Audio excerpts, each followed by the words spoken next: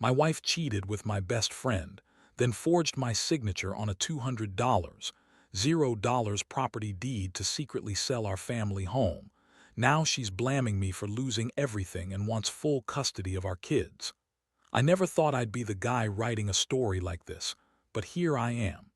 It all started with a gut feeling, a weird vibe I couldn't quite shake.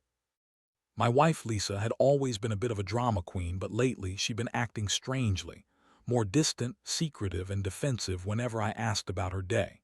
At first, I thought maybe she was just stressed with work or the kids.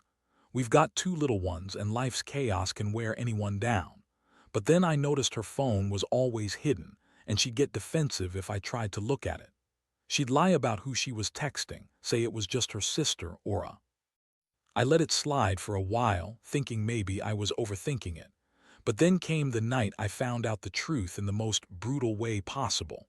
I was supposed to meet Lisa for dinner after work, but I'd forgotten my phone at home.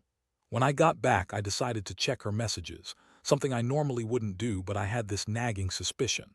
That's when I saw it. A string of texts between her and my best friend, Jason. They weren't just friendly. They were intimate, flirtatious, borderline inappropriate. The kind of messages that made my stomach turn. She was talking about how much she missed him, how he made her feel alive again, that she hated being married to a man who didn't pay enough attention to her anymore. I couldn't believe it. I sat there, stunned, trying to process what I was reading. My best friend, the guy I trusted with my life, and my wife Lisa cheating on me with him. It felt like someone had punched me in the gut. I felt angry, betrayed, and completely humiliated. I didn't want to jump to conclusions, but the evidence was right there, plain as day. I needed to confront her, but I also knew I had to be careful. I didn't want to jump to assumptions without hearing her side.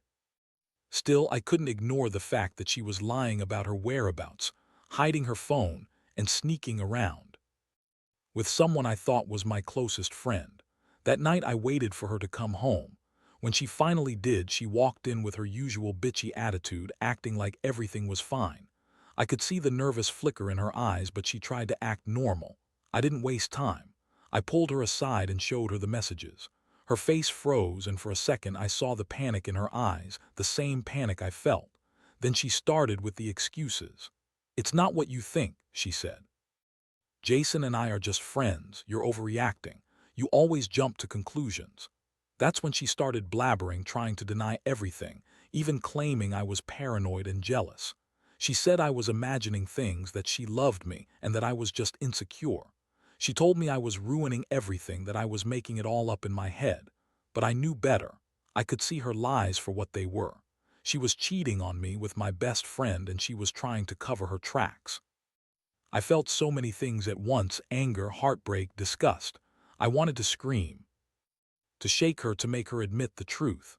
But I just stood there, silent, watching her spin her web of lies. That moment changed everything. It was the beginning of a nightmare I couldn't wake up from. The trust I'd built over years was shattered in an instant, replaced by a cold, harsh reality. My wife was unfaithful, and she'd been lying to my face for months. I didn't know what I was going to do next, but I knew I couldn't stay silent anymore. The game was up, and I was about to find out just how deep the betrayal went. After confronting Lisa that night, everything spiraled out of control faster than I could have imagined. She sat there, trying to deny everything, but I could see the guilt in her eyes. Still, she kept insisting it was nothing serious, just some stupid flirtation, that Jason was just a friend she was bored with. She kept saying I was overreacting, that I was paranoid, jealous, and insecure. That she loved me, that she never meant for it to get this far, but I wasn't buying it. I knew better. When I pressed her about the messages, she broke down and started crying, claiming she didn't want to hurt me, that she was just lonely and stupid, and that Jason had been there for her when I was busy with work and the kids. I felt a mix of rage and heartbreak. I'd always considered Lisa my partner, my best friend in this world. We had two kids, a life I thought we built together. But her lies made me feel like I'd been living with a stranger, someone who was capable of betraying everything we'd shared for months. I remember sitting there, staring at her, trying to process what the hell I was supposed to do next. I told her I needed time to think, that I couldn't just sweep this under the rug. She begged me not to tell anyone, said she'd end it with Jason and fix everything. But I knew that wasn't going to happen. Over the next few days, I couldn't focus on anything else. Every time I saw her, I felt this burning anger. I was also deeply hurt, questioning everything I thought I knew about her, about us. I started digging into her phone, her emails, bank accounts, anything I could find. That's when I discovered she'd already been planning her escape. I found a series of texts between her and Jason, talking about how they'd get out together, how she'd leave the house, the kids, everything behind. It was all laid out in black and white. She was planning to run away with him, to start fresh somewhere new, leaving me with nothing. That's when I realized her lies went way beyond just a fling. She was actively plotting to take everything from me: our house, our savings, the kids' stability. I found out she'd forged my signature on a deed for a property worth over $200, $0. She'd secretly sold our family home, the place I thought we were building a future in. All the while, she was telling me she loved me, that she was committed. But her actions told a different story. She was cold, calculating, and completely willing to destroy everything we had. I couldn't believe what I was seeing. I felt my stomach drop. My mind raced with rage, betrayal, and a sense of helplessness. How could she do this? How could she betray me, her own husband, and our kids like this?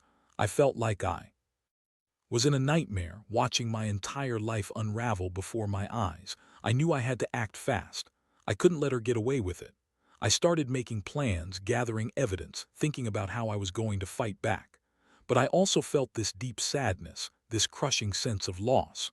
I'd lost my wife, my best friend, and my home, all in the span of a few days. The hardest part was realizing I'd been blind to her manipulations. She'd always been a bit bitchy, demanding, and quick to lie, but I never thought she'd actually do something this extreme. Now I was stuck with the fallout, trying to figure out how to protect my kids and my own future. That's when I decided I couldn't let her get away with it. I had to fight, not just for my house or money, but for my dignity and my kids' stability. I knew it was going to be a long, ugly road ahead, but I also knew I couldn't let her win. She thought she could manipulate her way out of this mess, but I was determined to expose her, to take back control of what was mine. The more I dug into her affairs and the financial mess she'd created, the angrier I got. I started talking to a lawyer, figuring out my options. I knew she'd lied about the sale of the house, and I was furious that she'd forged my signature, something I later found out she did on a deed for a property worth over $200, $0. She sold our family home without my knowledge or consent, probably planning to disappear with Jason and everything she could get her hands on. That was the last straw. I couldn't just sit around and let her destroy everything I'd worked for, everything our family stood for. The lawyer told me I had a case for fraud and that I could potentially reverse the sale, but the process would be messy and lengthy. Still, I was determined to fight for what was rightfully mine. I also learned that she'd been secretly draining our bank accounts, transferring money to her own accounts, and even setting up a new life for herself. Every discovery made me feel more betrayed, more sick to my stomach. It was like she'd been planning her escape for months, maybe even longer. Meanwhile, Lisa kept up her act of being the victim. She'd spin stories about how I was controlling, jealous, and paranoid, using that as her defense whenever I confronted her. She'd say I was overreacting, that she loved me and the kids, that she was just stressed and needed a little excitement in her life. She'd cry, scream, and call me insecure every time I brought up the evidence I'd found. She even accused me of cheating on her, which was laughable considering I'd been by her affair with Jason. The nerve of her, turning it around like I was the bad guy. One day, I caught her trying to forge a document to cover her tracks even further. She'd been desperate to hide her financial mess, her plans to run away, and her betrayal. I found her handwriting on a paper she'd left on the kitchen counter, trying to alter some bank statements. That's when I finally realized she was willing to go to any lengths to cover her tracks. It made me furious, how she thought she could just lie her way out of it, like she was some master manipulator.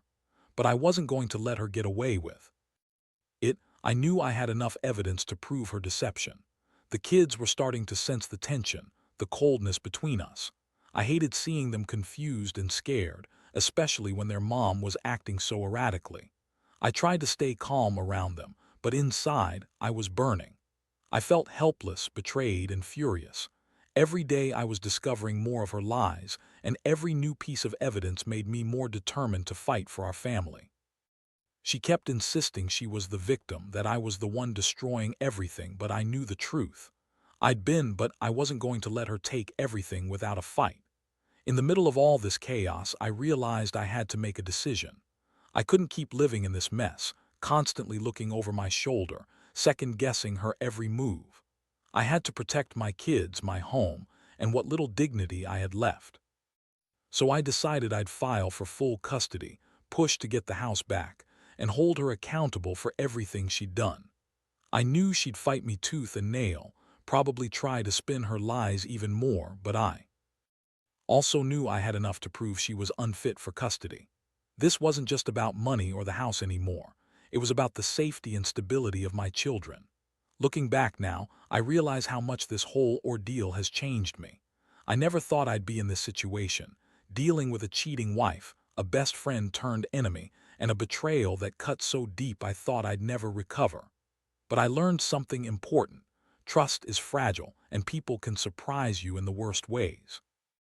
I also learned that sometimes you have to fight for what's right, even if it means tearing your life apart to put it back together. I don't know exactly what the future holds, but I do know I won't stop until I've done everything I can to protect my kids and reclaim what's mine. After I decided to go full force on fighting for my rights and my kids, things didn't get any easier. Lisa, of course, started playing the victim even more, acting like I was the one who'd betrayed her. She spun these ridiculous stories about how I was controlling and jealous, how I'd been neglecting her and the kids, and how she needed space to breathe. She even accused me of cheating on her, which I found laughable considering the amount of evidence I'd uncovered. Honestly, her lies were so brazen that I started to wonder if she even cared about the truth anymore. She began to manipulate everyone around her, her friends, her family, trying to paint me as the bad guy. Meanwhile, she was secretly planning her next move. I found out she'd hired a lawyer of her own, and from what I could tell, she was preparing to fight me tooth and nail for custody, claiming I was unfit because I was too controlling or not emotionally stable enough. The irony was thick. She was the one sneaking around with Jason, forging documents, draining our savings, and selling our house behind my back. But she had the audacity to spin it like I was the one doing everything wrong. The worst part was seeing how she was using the kids as pawns. She'd tell them stories about how daddy was mean or not paying attention, trying to turn them against me. That made me feel sick. I've always tried to be a good father, but now I was constantly worried about how she was influencing them. I knew I had to be careful, stay calm, and keep my focus on what mattered most, protecting my children from her lies and manipulations. In the midst of all this chaos, I started collecting more evidence. I hired a private investigator to dig into her financials and her whereabouts. I wanted proof of her plans to run away with Jason, proof of her forging documents, and anything else that could help my case. It was a dark, frustrating process, seeing her sneak around, lying, manipulating everyone.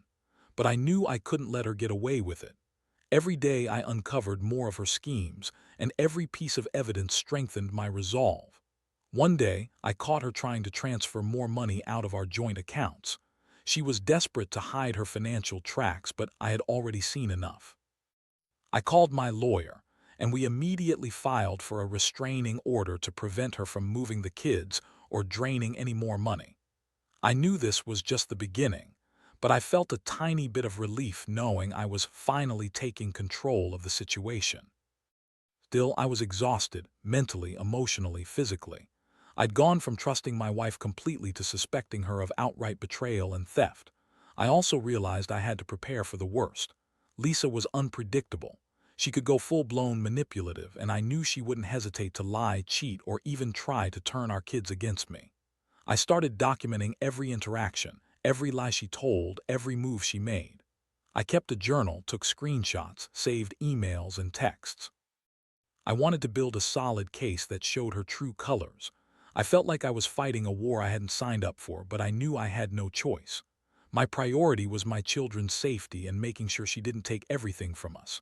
The more I fought, the more I realized how much I'd been. I'd always thought Lisa was the love of my life, someone I could trust implicitly.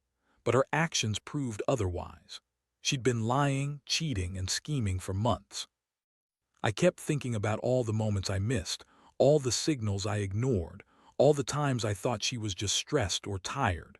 Now I saw it all clearly. She'd been planning her escape from the beginning. And Jason, he was just as complicit.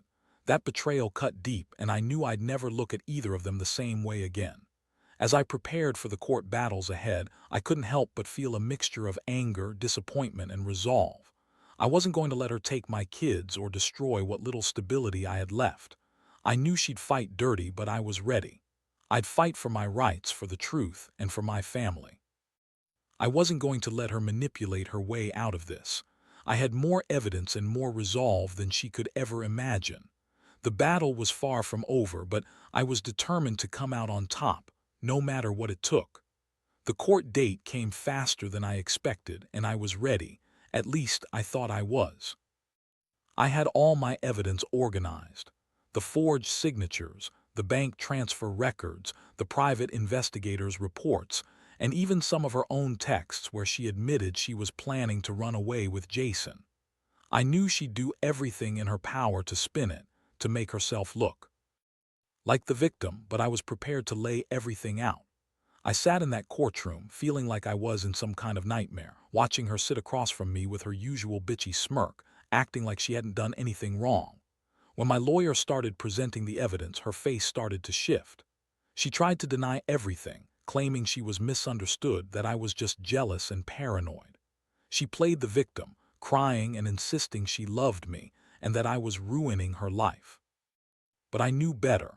I saw her desperation. I saw her trying to manipulate the judge and everyone else in that room.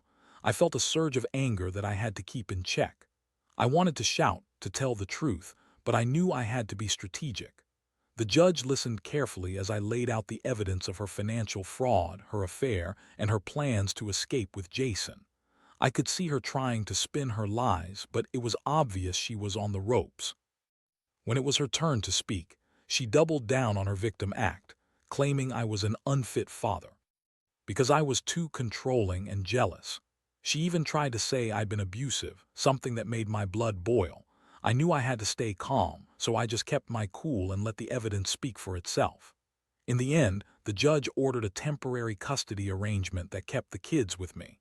She was furious, but she couldn't deny the mounting evidence against her.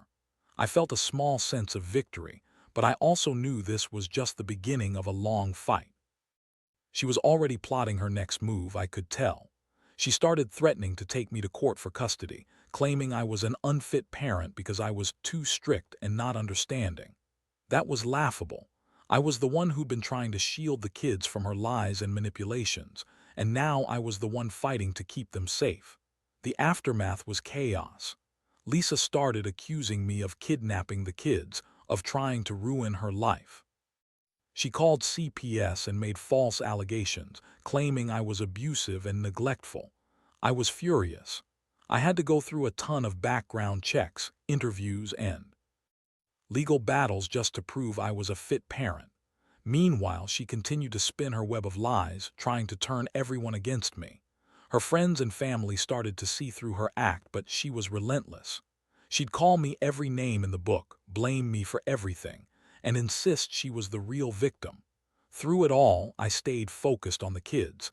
I knew I had to protect them from her manipulations. I hired a forensic accountant to trace her financial frauds, and I kept gathering evidence to prove her lies. I also made sure to document every interaction, every lie, every attempt she made to undermine me. The courts weren't easy, but I was determined. I wanted her to face the consequences of her actions, not just for me, but for the sake of our children. They deserved stability, honesty, and a father who fought for them. Looking back, I realize how much I've changed. I went from trusting my wife completely to fighting to keep my family intact amid lies, betrayal, and financial ruin. It's been a brutal lesson about trust and deception. But I also learned that sometimes you have to fight. Back hard and relentless. No one was going to take my kids or my home without a fight. I can't say I've come out unscathed, but I know I did what I had to do. And I'll keep fighting until I get justice, until I restore what's left of my life, and until my kids are safe from her manipulations. In the end, all the chaos, lies, and betrayals led to a court ruling that was as harsh as I expected. The judge awarded full custody of the kids to me, citing her financial misconduct, her affair, and her attempts to manipulate the system. The house was ordered to be returned to me, and her access was severely restricted until she could prove she was capable of being a stable parent. It felt like a long overdue victory, but honestly, it didn't erase the pain or the betrayal. It just made me feel like I'd managed to hold onto some shred of dignity amid the wreckage she left behind. Lisa's reaction was nothing short of a meltdown. She screamed, called me every name under the sun, and accused me of ruining her life. She refused to accept the court's decision, claiming it was all unfair and that I was just trying to punish her, but I knew the truth. I'd spent months fighting her lies, uncovering her schemes, and protecting my children from her manipulations. I didn't do it for revenge alone. I did it because I had to. They're the only thing I've got left that's pure and innocent in all this chaos. Now I'm trying to rebuild. The house is mine again, and I've started therapy to deal with the emotional fallout. The trust I once had in Lisa is shattered beyond repair. I still think about her and what she did every day, but I also realize that holding on to anger isn't going to help me or my kids. We're trying to move forward slowly but surely. The kids are adjusting, and I'm doing my best to give them stability and love, even after everything. Looking back, I've learned some hard lessons. Never ignore the small signs of trouble, and don't assume the person you love is perfect. People can surprise you in ways you never expected, sometimes for the worse. I also learned that when someone betrays you on this level, you have to fight for your rights, your dignity, and your family. No one else will do it for you. And finally, I've come to understand that the most important thing in life is the safety and happiness of my children. Their innocence is precious, and I will do whatever it takes to keep that safe. So here's my advice. Trust your instincts, gather evidence if you suspect something's wrong, and don't be afraid to fight for what's right. Sometimes the truth comes out in the end, even if it takes a long, painful process. And if you're ever in a similar situation, remember, you're stronger than you think. You just have to keep fighting, no matter how dark it gets. Because at the end of the day, the truth and your integrity are worth more than any lie or betrayal.